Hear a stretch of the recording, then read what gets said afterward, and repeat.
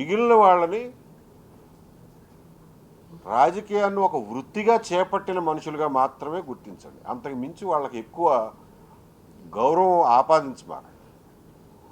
ఆపాదిస్తే మన గౌరవాన్ని మనం తగ్గించుకున్నట్టు, ప్రజలుగా మన గౌరవాన్ని మనం తగ్గించుకున్నట్టు. ఈ రోజున రాజకీయాలు ఎట్లా ఉన్నాయంటే, మేమే దేవుళ్ళం, వీళ్ళందరూ మా భక్తులు,